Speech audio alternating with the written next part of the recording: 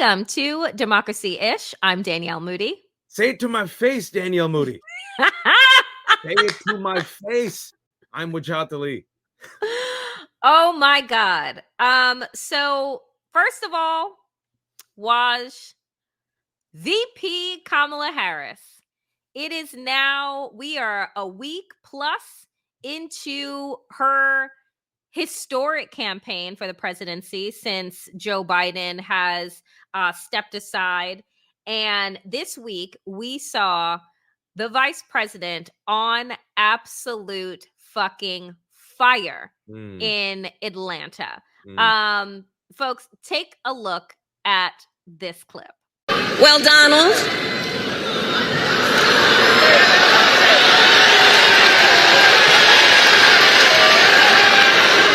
I do hope you'll reconsider to meet me on the debate stage.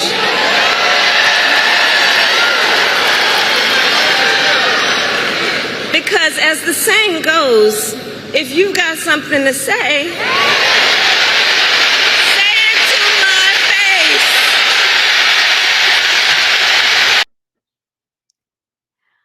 Okay, so Waj, she did the thing that drives the incel, misogynist, white supremacist party absolutely insane. She stepped to Donald Trump in public with a stadium full of a stadium full of folks and said, "Say it to my face." It gave me chills. Tell me how you were feeling after her event in Atlanta. Yeah, like I've always said, I'm not one to praise or adulate or worship politicians. I see them for what they are. But at the same time, I am a human being who's lived with existential dread for the sake of our democracy and our freedoms for the past, decade. Right. And to see, Kamala Harris come in with a beautiful blue pastel power suit, looking great and calm and relaxed, right after Megan Thee Stallion, in a packed, enthusiastic auditorium with, black aunties, white aunties, a young random white dude in a sports jacket behind her, young white kids singing Kendrick Lamar's Not like us. word They for not word. like us. Yes. And then she sits there with a smile on her face, and almost like it was like chorus refrain, right? She goes, "If you got something to say," and then you saw all the black aunties. If you go back and watch the clip, all the black aunties behind her before she said it, they're like, "Say it to my face." And then she said it with a smile, with a smile on her face, like Bugs Bunny. And I say this as a compliment, looking right down the camera, right? And that to me was a challenge. She stepped up, she baited him, she mocked him. And this came on the heels of her again mocking him for stepping down from the September debate that he had agreed to. And then she followed that up, Danielle, with saying, "Well, you're not debating me, yet you're still talking shit about me behind my." That's pretty much what she said, folks. You're not debating me, but you're still talking shit about me. So, okay, say it to my face. And then usually we know when someone says that, the hoops come off. Yep, the Vaseline goes on the face. But, the fact she did it with a smile on her face is what even pissed them off more. So I thought it was the vibe, the moment, the line. And I think what it did is it galvanized this from a grassroots, if you will, potential to a movement. That's what I thought it did. I think that, I don't know if you're a fan of The Matrix. So in the first Matrix, the entire time Morpheus is saying that Neo, Keanu Reeves' character, is the one, right? And then there's a point in the first Matrix where Neo begins to believe exactly what it is that Morpheus has been saying, that, I'm the one. I think that was Kamala's moment. There was something about the smile on her face. There was something about just being so resolute that I was like, oh, you are feeling it. Yeah. You are believing it, right? Because there is one thing that we have to understand about politicians is that they're groomed, for lack of a better term, in a certain type of way that, like, you're the one, right? Like, you are running because you have a healthy sense of ego. In some Very cases, healthy. if you're Donald Trump, not so healthy. But for most people, you have this healthy sense that, like, I have the ideas, I have the message, I have the know-how, like, let me get out there and run. But they're like, when she had that smile on her face, because the beautiful thing about women candidates, the beautiful thing about women candidates is the ability to use femininity Mm, in all of the right ways, mm. not in the weaponized ways of Kitchen Katie, right? Like, with the whisper voice that did the rebuttal to the State of the Union, not that. But this was like, I don't have to come out at you angry. I don't have to come out at you in any type of tough way. Just, you got something to say it to my face. And Right? also, you're not worth it. You're not worth my anger. You're not worth me ruining my makeup. You're not worth me getting plus. You're not worth me messing up this really nice suit. I know what you are, and you're a vulgarian, and I'm gonna dress you down with a smile on my face, and we're gonna have a block party with Megan the Stallion and Quavo, and it's gonna be like the neighborhood potluck that everyone wants to go to, and you can bring your grandma and your kids, and people are relaxed.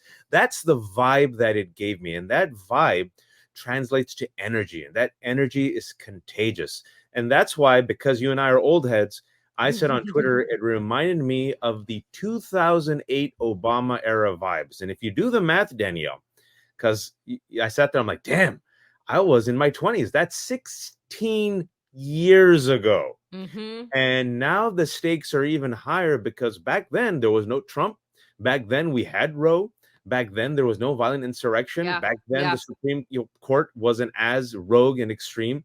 So you combine all that together with 3 months left to the election. She still hasn't made her VP announcement. There still hasn't been the DNC. Trump has peaked, in my opinion, and Mm-hmm. plateaued. Mm-hmm. Mm-hmm. And she challenged him and baited him. And that's why I think she can ride this momentum, Danielle. I think she can ride this momentum all the Look, way. we're less than 100 days away. And like you said about the peak and the plateau, because the convention, right? Conventions are supposed to give you that big boost, that big nonstop media coverage. And following their convention, Joe Biden put the sledgehammer down with Mm, his, seismic shift of an announcement of bowing out of the race. So he literally took all the wind out of the sails of the RNC.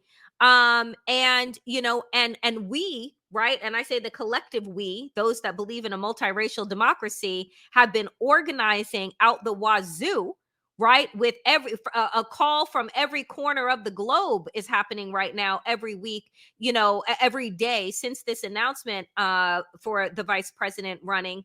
And and I got to say, the question I want to ask you before we move on is, have you joined any of the calls that have been, the organizing calls that have been put together? I was asked to participate in South Asian Dudes for Kamala. Salman Rushdie was there. Ro Khanna went before me. It was very impressive, substantive. All of these calls that I've seen, because I've seen the videos also of white women for Harris, women for Harris, white dudes for Harris. I went back and saw the YouTube. Quality speakers, one after another, all kind of united around the same agenda. Each one kind of picks up the baton, right? We're doing Olympics right now, so I have to put in some Olympics analogy. And all of them raising funds, right? Abby Phillips of CNN tweeted today, as of this recording, she said, Zoom calls raising more money than fundraising events is one of the most fascinating stories of the last weeks. And this was in response to a tweet in which a Kamala Harris Houston fundraiser raised $2.5 million on Wednesday. The event was organized in 4 days and exceeded the $1 million goal. So talking about an energized movement, something we've never seen before. We have never seen No. anything like this. Those white Nope. dudes raised $4 million, Danielle. Yep. Bravo to them. I never thought I'd say bravo to white dudes, but I'm saying fucking bravo. Hey, I tip my hat to the Keep whites it also. coming. And I just, again, shout out to Joteka Edie from We Win with Black Women that started this, that created the pathway for this. And it has been ablaze ever since. So we do win with Black women. So Can I say bravo. this because so people don't rewrite history? I think it's important, and we've experienced about 4 years in the past 2 weeks. Let's not forget, folks, that there was murmurs that there would be a mini primary, a blitz primary, an open primary. Kamala was not the chosen one. She was not Neo. They were going to replace her. It was two things in particular that helped, I think, protect Kamala, and I think helped protect the Democratic Party, and perhaps even potentially save this election. President Biden, right after he announced he's stepping down, what did he do? He endorsed Kamala. And right after he did that, Black women rallied, Black delegates rallied in the South, and then Black men rallied. And then it was a snowball effect. Snowball effect. All right. So let's switch gears to if that was a snowball effect of good, let's go to the avalanche of fuckery.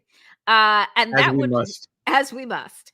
And that would be the controversy or the scandal that has come out of the National Association of Black Journalists. So the National Association of Black Journalists is a 44 began in 1975 by 44 Black men and women journalists to create a kind of collegiate network, right, of Black journalists, I think, around the country. And every year they put on a convention where people gather, they have speakers, what have you. And during election years, they invite the candidates to come and speak, to be interviewed and speak in front of the audience.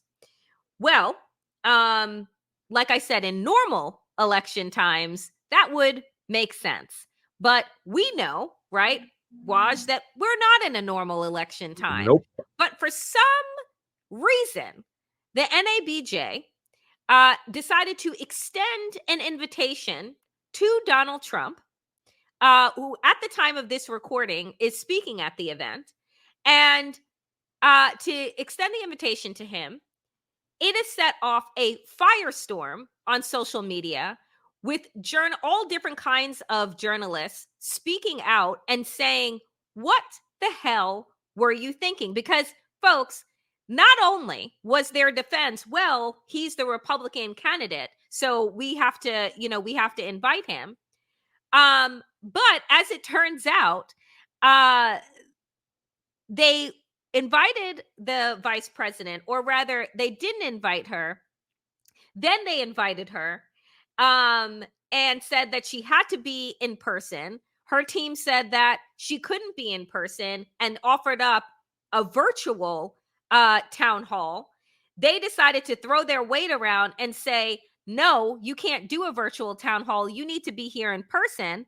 So then she was like, okay, well, I can't. And so they not only did they invite Donald Trump, who is set to speak in front of 3 moderators, one of them being from Fox fucking News. Harrison Faulkner, yeah. Harrison Faulkner. And then they now don't have the vice president, and then they tried now to backpedal and get a surrogate, and the campaign is like, no, we're good. Like, how does this happen, Waj? How does this happen? Once I saw that announcement earlier this week, I first said, why? Please don't do this. And then secondly, once I saw Harrison Faulkner was one of the 3 moderators, I'm like, that's already sand in the gears already. And then I saw some people say, well, it's our job as reporters, we have to, do our job and hold the feet to the fire. And then we're going to allow people there to ask him questions. And then the whole time I saw it, I'm like, I think he's going to play you. And then look at this post he did on his crappy version of X. I think we're going to have a picture of it. And I'm going to do in the Donald voice. Crazy Kamala disrespectfully refused to attend the National Association of Black Journalists Conference. But I'm on my way to meet with them now in Chicago, because of which she'll probably end up doing. She has no choice. But remember, it is only for that reason. And then DJ Khaled's voice plays in my head. Congratulations. You played yourself.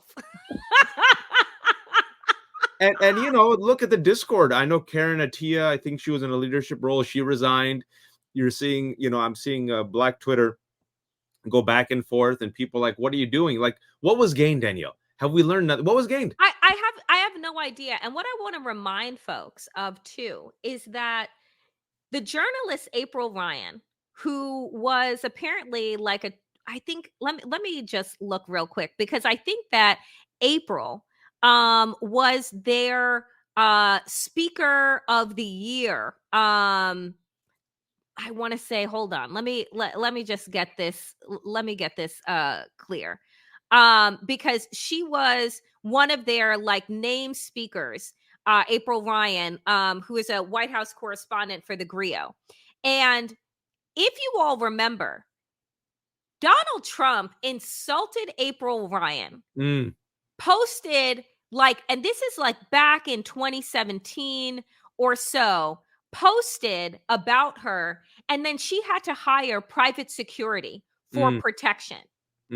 So that's just one Black journalist. Then there was his attack on Yamiche Alcindor, right? Another Black woman journalist that he attacked, right? And I mean, the list goes on.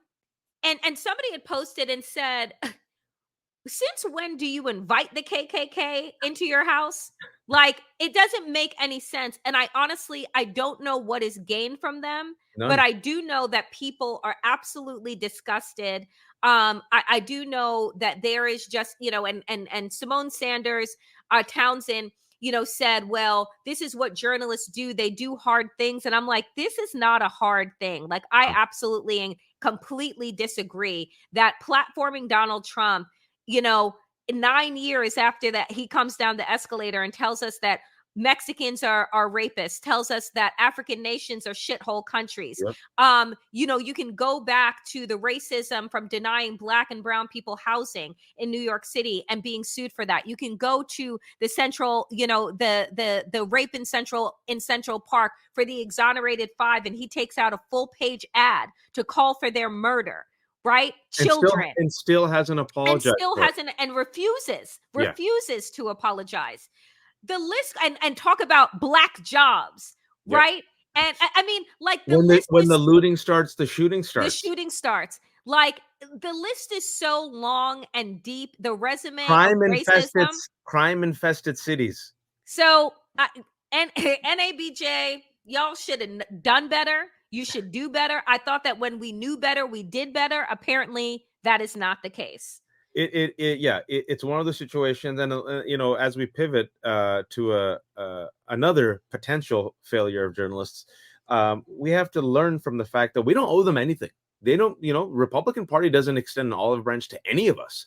So why should we invite a convicted criminal, a twice impeached Bulgarian who's a racist, who told the Proud Boys to stand back and stand by when he was asked very simply to condemn white supremacy at the 2020 presidential campaign, and furthermore, refused, by the way, and furthermore said there were very fine people on both sides when Nazis marched in Charlottesville, and one of them killed anti-racist protester Heather Heyer. We owe them nothing. And as such, I think we also owe Donald Trump and Republicans nothing when they lie to our face, because I was told this week, Danielle, and tell me if you believe, Donald Trump, that Project 2025 is disbanded. Not only is it disbanded, there was a campaign statement by the Trump-Vance campaign with the lead Trump campaign statement on Project 2025's demise. And let me quote, President Trump's campaign has been very clear for over a year that Project 2025 had nothing to do with the campaign, did not speak for the campaign, and should not be associated with the campaign or the president in any way. Reports of Project 2025's demise would be greatly welcomed and should serve as notice to anyone or any group trying to misrepresent their influence with President Trump and his campaign. It will not end well for you. End quote. I did not make up a single word. That's what they released, which is a totally normal thing for a campaign to release that has nothing to do with Project 2025. No. It is. I just want people to realize how little Donald Trump and the Republican Party think of the American people. Mm. Like, because the reality is, trying to make this type of pivot after how long has Project 2025 been around? How long have they been working on this? For the last 2 years, Yep. right? For 2 years, this has been a coordination of right-wing organizations to come up with the blueprint for whomever the Republican nominee would be to hit the ground running in order to roll back our democracy, institution by institution, policy by policy. And so now that this project, their 900-page manifesto, their over 20,000 right-wing LinkedIn, right, with their sycophants waiting in the wings, ready to go, now that it's being aired out everywhere, they're like, oh no, it's not us, right? This isn't Donald Trump. But Waj, how many of the people who work on Project 2025 are from the prior Trump administration? 140 people from Trump's orbit are associated with Project 2025. But don't worry, they pressured Paul Dance, one of the directors, to resign. So it's over. Right. Except for the fact it's not, right? Except for the fact, a rose by any other name covered in shit still smells like shit, right? So it's just, I think that the Republican Party, Donald Trump, overplayed their hand. Mm. I think that they were like, Biden's age, nobody's going to stop us. Nobody will even pay attention. Americans don't read. They're not going to click on this. No one's going to know what's in Project 2025 until it hits them, right? And that we'll hide it in plain sight. But the New York Times, remember, gave them the Home and Gardens Hitler coverage, right? Feature. Isn't this interesting? And then Isn't finally, this special? Isn't this special? And it has some good things in it, right? And now they're moving away from it. And somebody said this, faster than Donald Trump moves away from a tax bill. Oh, yeah, but can we stepping out for a second? Like you mentioned, this has been in the news for like almost 2 years. But there's a theme here, folks. Taraji P. Henson at the BET Awards, looking down the barrel of the camera, she took time out and told America to research and Google Project 2025. Time for us to play chess, not checkers. It's about making decisions that will affect us as human beings, our careers, our next generations to come. Did you know that it is now a crime to be homeless? Pay attention. It's not a secret. Look it up. They are attacking our most vulnerable citizens. The Project 2025 plan is not a game. Look it up. Project 2025 then trended that night, and that was a snowball effect that finally got, I'm sorry, folks, I have to say, Democrats off their ass and forced them to attack. And Danielle, haven't we seen in the past 3 weeks that going on offense, not being afraid, calling these people out, pays massive dividends? It does. And, I will just say that I've been talking about it. You and I have been talking about it. Project 2025 for well over a year. Project 2025 began development in 2022, right? And so for them, with less than 100 days to go, to say, oh, this isn't our plan. So my question is, what's your fucking agenda then? Because you didn't roll out one at the RNC convention. Well, that's exactly it. So you have no agenda? Interesting. The election's 3 months away. And you got nothing to offer us, right? Other than the man that you made bumper stickers for is not actually running. So now you don't know what to do. And you have nothing to offer the American people. And I think that is something folks need to understand. They never had a plan for America. They had a plan to undo America. That's their goal. And I want, before we pivot, I want to share this clip that I stumbled upon, but thankfully the Kamala HQ reissued this week, where the president of the Heritage Foundation, which is the main conservative think tank behind Project 25. His name is Kevin Roberts. He has a book coming out. The foreword of the book, Daniel, you want to guess who's writing the foreword of his book? I think it rhymes with stance. Yes. Couch Vance. JD Couch Vance is writing the foreword, and he was caught in an interview, this audio clip, just listen to him, where he's openly saying, oh, yeah, it's fine that Donald Trump is distancing himself for Project 2025. He has to do that for political reasons, but that's okay. Just listen to this. So when you see President Trump say this and what you envision as being behind it tactically? Well, I think it's the sign of a great leader who understands he's in a terrific political news cycle. He's run a really good campaign from start up to this point. And the left's mischaracterization of Project 2025 had become a liability. I think we've seen that really turn around in the last few days since that statement. So no hard feelings from any of us at Project 2025 about the statement, because we understand Trump is the standard bearer and he's making a political, tactical decision there. So there you go, folks. For those who drank the Kool-Aid and thought that Trump had nothing to do with Project 2025, there you go. I want to ask you about this, Daniel, because this is going to come out on Friday. We're recording this on Wednesday, and we heard that next week during a campaign stop, Kamala Harris in Philadelphia, the city of freedom, brotherly love, might announce her VP choice. Mm-hmm. When it comes to the VP the VP sweepstakes, I want to ask you, since we're in the final stretch, who do you got? Who should you go for? So my two top picks, and I just want to start out by saying that unlike Republicans, Democrats have a really talented and deep bench to choose from. Of the names that have been floated. But my top two picks are Tim Walz from Minnesota, governor of Minnesota. I think that he is, what I've learned about him recently, because he hasn't been somebody that has been on my radar, plain speaking, progressive, former teacher. You know I love a former teacher because I was one. Just like won multiple times in a very red rural district when he was in Congress. So I think that he could really add a lot to where we need to play, which is in the Midwest, right? And can kind of balance out her, liberal coastal elite kind of space.